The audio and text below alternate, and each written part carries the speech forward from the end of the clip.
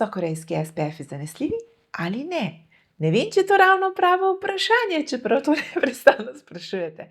Jaz bi rekla, zakaj pa uporabljate korejski SPF? Zakaj ga iščete? Če iščete mestni SPF, pa imate po možnosti še mastno kožo, meni je to super kombinacija, s tem, da moramo pač vedeti, da ga je treba zadostno nanesti, pa ga je treba reaplicirati. Ker Korejke se pač ščitijo še na druge načine, ne dajejo vseh jajc v košaro, ki se imenuje SPF, a ne, saj veste, vse od marelic, tisti, ki imajo za ščititi pred soncem, pa do velikih klobukov, one pač to resno vzamejo, ne.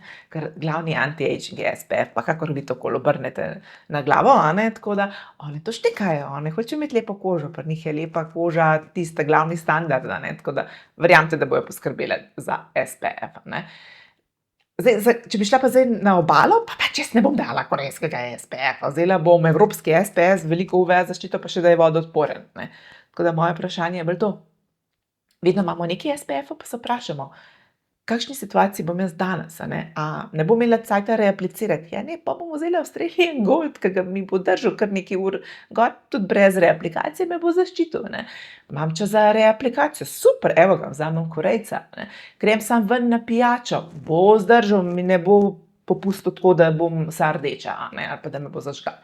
Tako da odvisno je predvsem od situacije, ne tega, a je Korejci, ja, Korejci so imeli cele škandale, ne boste verjeli, trenutno jih imajo Avstralci, a ne, ker so bili desetletja glavni standard, tisti top shit od tega, koliko je zanesljiva, a ne, tako da tulele nikoli ne moramo na osnovi tega oceniti, da je kaj nekaj dobro ali nekaj slabo, a ne.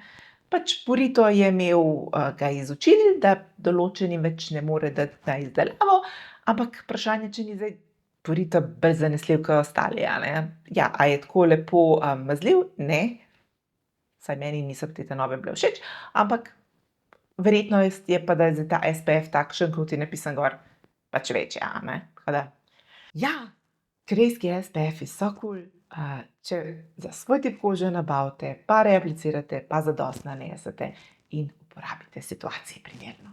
Ne pač glih. Jaz ne bi šla osebno v vodo s korejskim SPF-om, ker toliko niso temu namenjeni, no. Medtem ko za ven na kavo v Ljubljano, super, ga velikokrat dam, jih imam rada. Moj je sicer Tokobo, je moj najljubši za mojo kožo. Večina vem, da ima rada Beauty of Joseon.